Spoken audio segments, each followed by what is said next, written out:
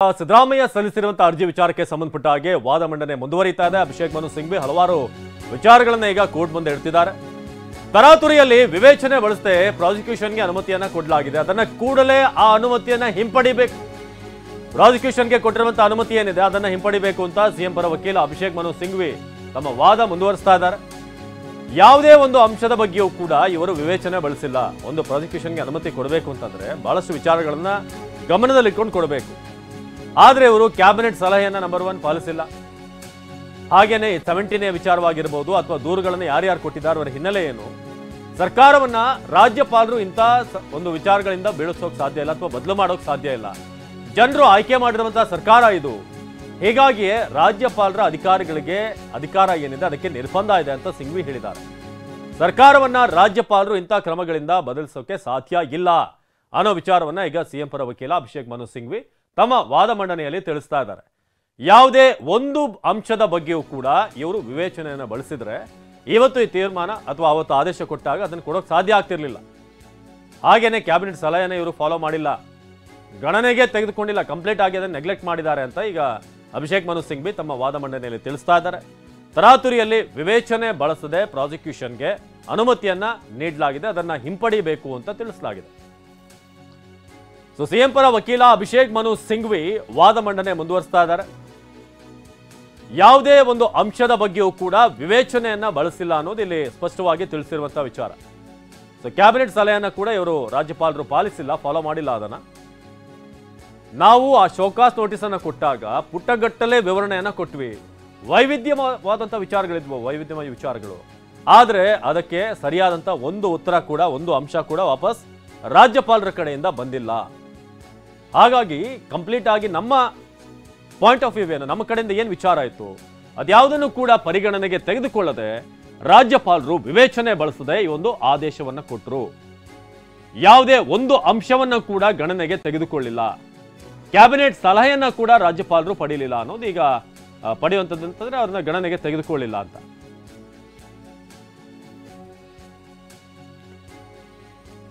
ತರಾತುರಿಯಲ್ಲಿ ವಿವೇಚನೆ ಬಳಸದೆ ಈ ಒಂದು ಆದೇಶವನ್ನ ನೀಡಲಾಗಿದೆ, ಅದನ್ನು ಕೂಡಲೇ ಹಿಂಪಡಿಬೇಕು ಅನ್ನೋದು ಈಗ ತಿಳಿಸಲಾಗ್ತಿರುವಂತಹ ವಿಚಾರ.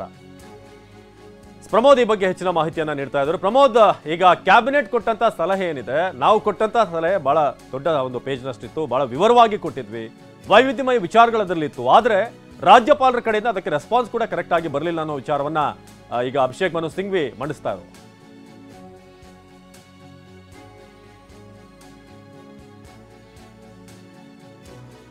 ಈ ಒಂದು ವಾದ ನಡೀತಾ ಇದೆ. ಪ್ರಮುಖವಾಗಿ ರಾಜ್ಯಪಾಲರ ವರ್ತನೆಯ ಅಥವಾ ರಾಜ್ಯಪಾಲರ ಹಿನ್ನೆಲೆ ಮತ್ತು ರಾಜ್ಯಪಾಲರ ಈ ಒಂದು ಆದೇಶದ ಹಿಂದಿನ ಉದ್ದೇಶವನ್ನು ಅವರು ವಿವರವಾಗಿ ಇದು ಮಾಡ್ತಾರೆ. ಇದ್ರ ಜೊತೆಗೆ ಕೆಲವೊಂದಿಷ್ಟು ತಾಂತ್ರಿಕವಾಗಿ ಇನ್ನೂ ಕೂಡ ಪ್ರೊಸೀಡಿಂಗ್ಸ್ ಇನ್ಫ್ಯಾಕ್ಟ್ ಕೋರ್ಟಲ್ಲಿ ವಿಚಾರಣೆ ಇನ್ನೂ ಕೂಡ ನಡೀತಾ ಇದೆ. ಈ ಒಂದು ಸಂದರ್ಭದಲ್ಲಿ ಅಭಿಷೇಕ್ ಮನು ಸಿಂಘ್ವಿ ಅವರು ಸುಮಾರು ಬೇರೆ ಬೇರೆ ತೀರ್ಪುಗಳನ್ನು, ಅಂದರೆ ಕೋರ್ಟ್ನಲ್ಲಿ ನಡೆದಂಥ ಬೇರೆ ಬೇರೆ ಪ್ರಕರಣಗಳ ಉಲ್ಲೇಖವನ್ನು ಕೂಡ ಮಾಡ್ತಾರೆ. ಅತ್ಯಂತ ಪ್ರಮುಖವಾಗಿ ಈ ಶೋಕಾಸ್ನ ಬಗ್ಗೆ ಕೂಡ ಮಾತನಾಡಿದ್ದಾರೆ. ಶೋಕಾಸ್ ಹಿಂದೆ CB ಗೌತಮ್ ಅವರ ಕೇಸ್ನಲ್ಲಿ ಒಂದು ಕೇಸನ್ನು ಉಲ್ಲೇಖ ಮಾಡ್ತಾ ಅದರಲ್ಲಿ ಯಾವ ರೀತಿ ವರ್ತನೆ ಆಯಿತು, ಯಾವ ರೀತಿ ಶೋಕಾಸ್ ವಿಚಾರದ ಬಗ್ಗೆ ಹೈಕೋರ್ಟ್ ಸೇರಿದಂತೆ ಸುಪ್ರೀಂ ಕೋರ್ಟ್ ಯಾವ ರೀತಿ ತೀರ್ಮಾನ ಕೊಟ್ಟಿತ್ತು ಅದರ ಬಗ್ಗೆ ಕೂಡ ಉಲ್ಲೇಖ ಮಾಡ್ತಾರೆ. ಇಲ್ಲಿ ಅತ್ಯಂತ ಮಹತ್ವದ್ದಾಗಿರುವಂಥದ್ದು ಅಂದರೆ ರಾಜ್ಯಪಾಲರ ವರ್ತನೆ ಜೊತೆಗೆ ರಾಜ್ಯಪಾಲರು ನಡ್ಕೊಂಡಂಥ ರೀತಿ, ಅದಕ್ಕೆ ಶೋಕಾಸ್ ಕೊಟ್ಟಿರುವಂಥ ವಿಚಾರ ಇರ್ಬೋದು, ಅದರ ಜೊತೆಗೆ ಅವರಿಗಾಗಲೇ ವಿವೇಚನೆ ಬಳಸದೆ ಈ ಪ್ರಾಸಿಕ್ಯೂಷನ್ಸ್ಗೆ ಅನುಮತಿ ಕೊಟ್ಟಂಥ ವಿಚಾರ ಇರ್ಬೋದು, ಅದರ ಬಗ್ಗೆ ಮಾತನಾಡ್ತಾರೆ. ಅದಕ್ಕೆ ಸಂಬಂಧಪಟ್ಟಂತೆ ಕೆಲವೊಂದಿಷ್ಟು ಮೂಲಭೂತವಾದಂಥ ವಾದವನ್ನು ಮಾಡುವಂಥ ಸಂದರ್ಭದಲ್ಲಿ, ನ್ಯಾಯದಾನ ಪ್ರಕ್ರಿಯೆ ಸಂದರ್ಭದಲ್ಲಿ ಕೆಲವೊಂದಿಷ್ಟು ನ್ಯಾಚುರಲ್ ಜಸ್ಟಿಸನ್ನು, ಅಂದರೆ ಯಾವುದೇ ಒಂದು ತೀರ್ಮಾನವನ್ನು ತೆಗೆದುಕೊಳ್ಳುವಂಥ ಸಂದರ್ಭದಲ್ಲಿ ಅಥವಾ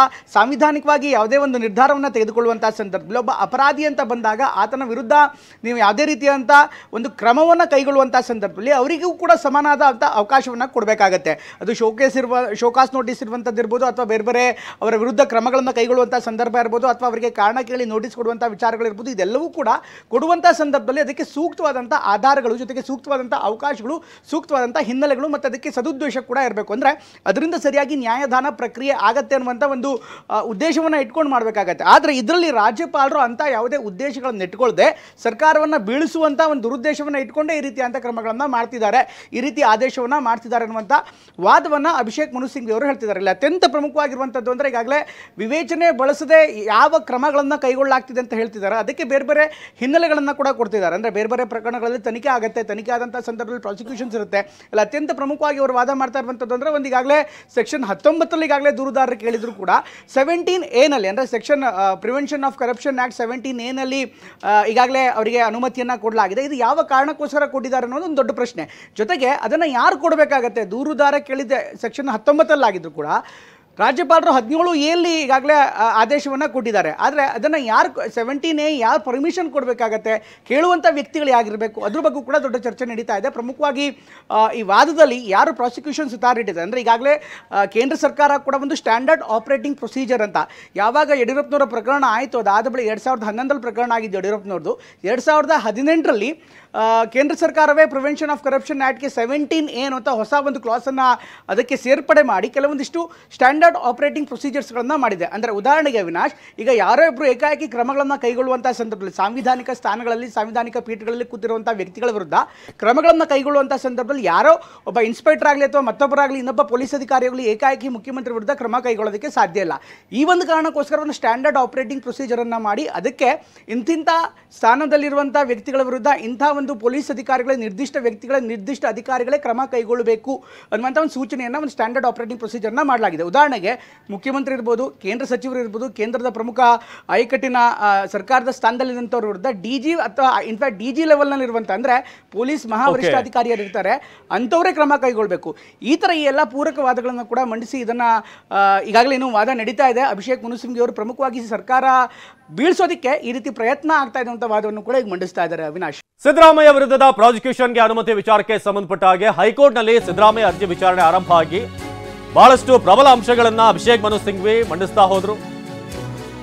ಸಿಎಂ ಪರ ವಕೀಲ ಅಭಿಷೇಕ್ ಮನು ಸಿಂಘ್ವಿ ತಮ್ಮ ವಾದದಲ್ಲಿ ಹಲವಾರು ವಿಚಾರ ತಿಳಿಸಿದ್ರು. ರಾಜ್ಯಪಾಲರ ಅಧಿಕಾರಕ್ಕೆ ಒಂದಷ್ಟು ನಿರ್ಬಂಧಗಳಿವೆ, ಲಿಮಿಟೇಷನ್ಸ್ ಅಂತ ಇದೆ.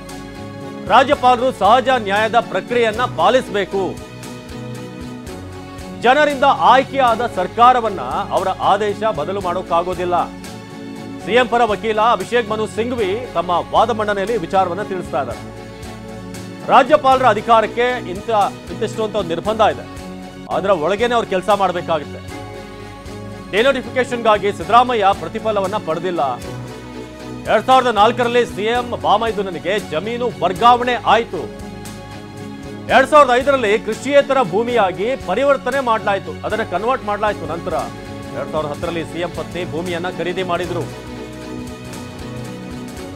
ಜಮೀನಿಗೆ ಬದಲಿಯಾಗಿ ನಿವೇಶನ ಪಡೆದಿದ್ದಾರೆ, ಅವರ ಜಮೀನು ಬದಲಾಗಿ ನಿವೇಶನವನ್ನ ಪಡೆದಿದ್ದಾರೆ.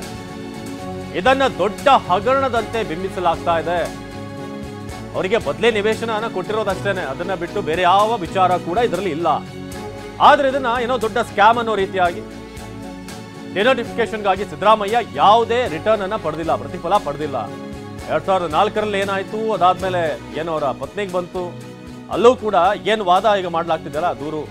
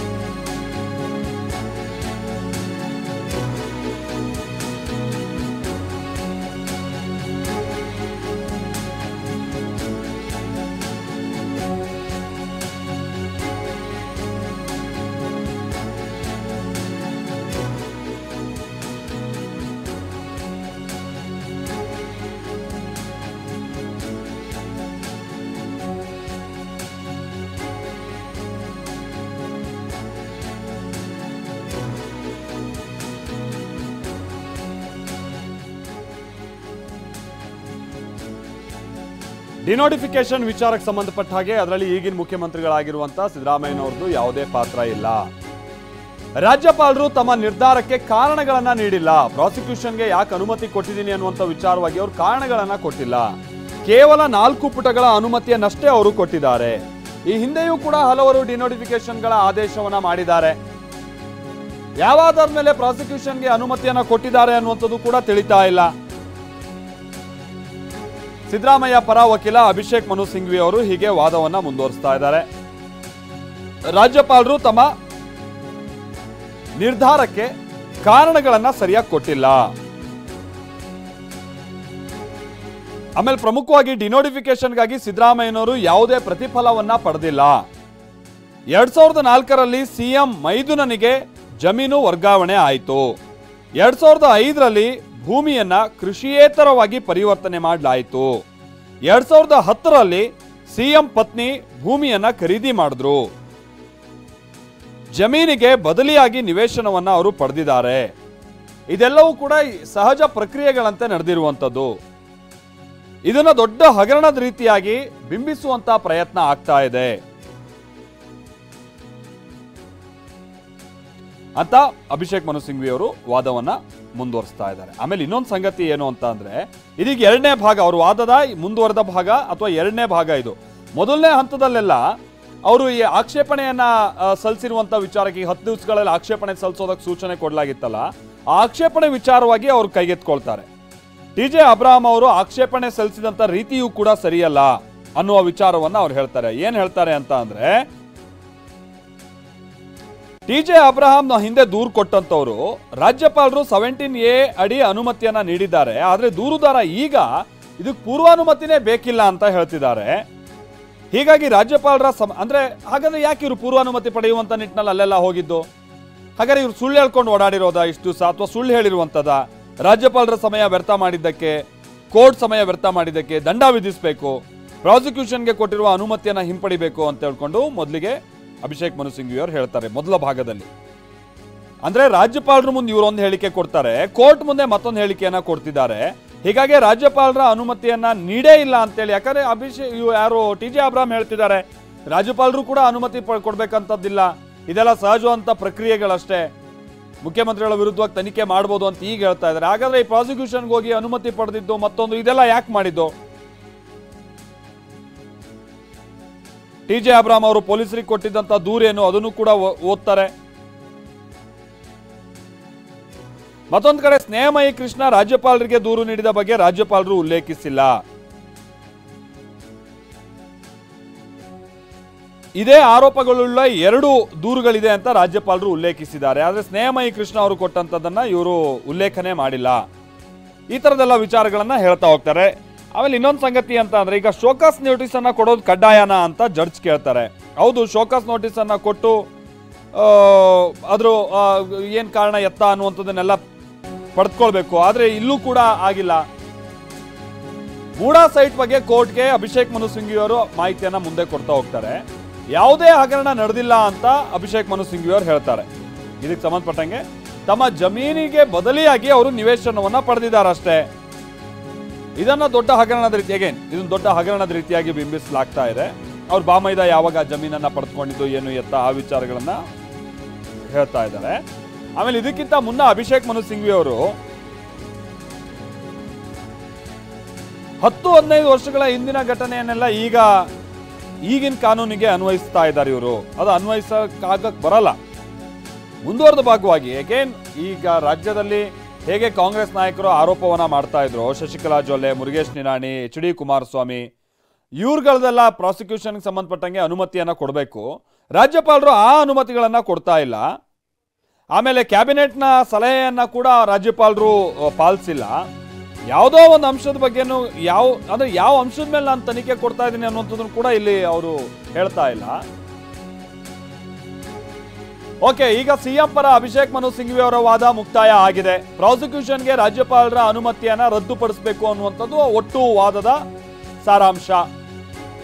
ಪ್ರಾಸಿಕ್ಯೂಷನ್ಗೆ ರಾಜ್ಯಪಾಲರ ಅನುಮತಿಯನ್ನ ರದ್ದುಪಡಿಸಬೇಕು ಅಂತ ಬಹಳಷ್ಟು ಈ ರಾಜ್ಯಪಾಲರು ಪಾಲಿಸಿರುವಂತ ಪ್ರಕ್ರಿಯೆ ಸರಿ ಇಲ್ಲ. ಆ ಭಾಗದ ಮೇಲೂ ಕೂಡ ಅವರು ಕೇಳಿದ್ದಾರೆ. ಆಮೇಲೆ ಜಮೀನಿಗೆ ಸಂಬಂಧಪಟ್ಟಂಗೆ ಯಾವ ಹಗರಣನೂ ಕೂಡ ಆಗಿಲ್ಲ. ಈ ಅಂಶದ ಮೇಲೂ ಕೂಡ ಅವರು ರಾಜ್ಯಪಾಲರ ಏನು ಪ್ರಾಸಿಕ್ಯೂಷನ್ ಅನುಮತಿಯನ್ನು ರದ್ದುಪಡಿಸಬೇಕು ಅಂತ ಹೇಳಿದ್ದಾರೆ.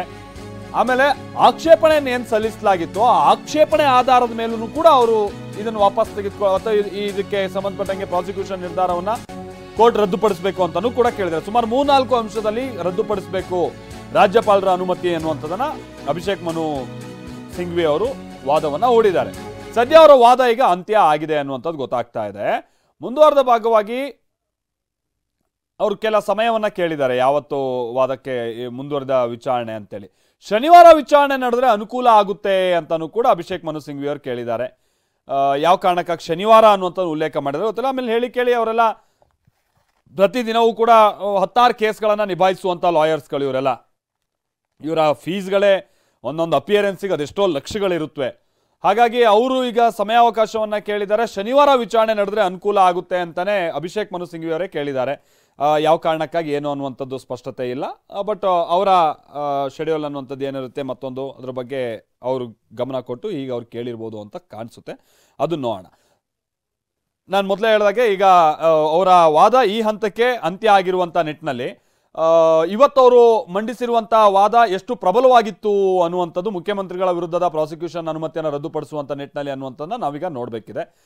ನಾವು ಪ್ರತಿನಿಧಿ ಪ್ರಮೋದ್ ನಮ್ಮ ಜೊತೆಗೆ ಮತ್ತೆ ಜಾಯಿನ್ ಆಗ್ತಾ ಇದ್ದಾರೆ. ಒಟ್ಟು ಈಗ ನಡೆದಂಥ ವಾದ ಪ್ರತಿವಾದಕ್ಕೆ ಸಂಬಂಧಪಟ್ಟಾಗಿನ ಹೆಚ್ಚಿನ ವಿವರಣೆಯನ್ನು ಕೊಡುವಂಥ ನಿಟ್ಟಿನಲ್ಲಿ. ಪ್ರಮೋದ್, ಪ್ರಮುಖವಾಗಿ ಕೆಲವು ವಿಚಾರಗಳನ್ನ ಇಲ್ಲಿ ಯಾಕೆ ಅನುಮತಿಯನ್ನ ಕೊಡಬಾರ್ದು ಅನ್ನುವಂಥದ್ದು ಅಥವಾ ರಾಜ್ಯಪಾಲರ ಅನುಮತಿಯನ್ನ ರದ್ದುಪಡಿಸಬೇಕು ಅನ್ನುವಂಥದ್ದು ಕೇಳಿದ್ದಾರೆ.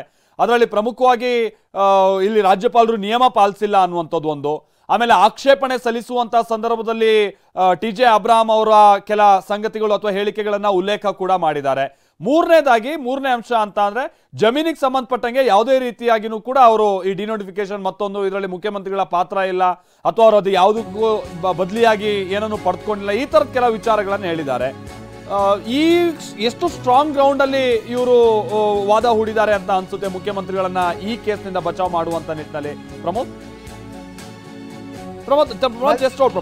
ಒಂದ್ ಸೆಕೆಂಡ್ ನಿಮ್ ಜೊತೆಗೆ ನಾನು ಮಾತನಾಡ್ತೀನಿ. ಅದಕ್ಕಿಂತ ಮುನ್ನ ಒಂದ್ ಸ್ವಲ್ಪ ಅಪ್ಡೇಟ್ಸ್ ಈಗ ಗೊತ್ತಾಗ್ತಾ ಇದೆ. ಅಭಿಷೇಕ್ ಮನು ಸಿಂಘ್ವಿ ಅವರು ವಾದ ಹೂಡಿದಂತ ಸಂದರ್ಭದಲ್ಲಿ ರಾಜ್ಯಪಾಲರ ಆದೇಶದಿಂದ ಸಮಸ್ಯೆ ಆಗುತ್ತೆ,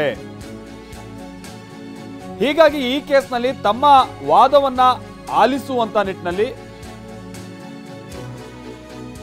ಮನವಿಯನ್ನ ಮಾಡಿಕೊಂಡಿದ್ದಾರೆ. ಈ ವ್ಯಕ್ತಿಗೆ ನಾನು ಅರ್ಜಿ ಸಲ್ಲಿಸುವಂತೆ ಹೇಳಲಿಲ್ಲ. ಸಿದ್ದರಾಮಯ್ಯ ಪರ ವಕೀಲ ಅಭಿಷೇಕ್ ಮನು ಸಿಂಘ್ವಿ ಅವರು ವಾದ ಮಂಡಿಸುವಂತ ಸಂದರ್ಭದಲ್ಲಿ ಕೆಲವು ವಿಚಾರಗಳನ್ನು ಹೇಳಿದ್ದಾರೆ. ರಾಜ್ಯಪಾಲರ ಆದೇಶದಿಂದ ನಮಗೆ ಅಂದ್ರೆ ರಾಜ್ಯ ಆಡಳಿತಕ್ಕೂ ಕೂಡ ಸಮಸ್ಯೆ ಆಗುತ್ತೆ ಅನ್ನೋದು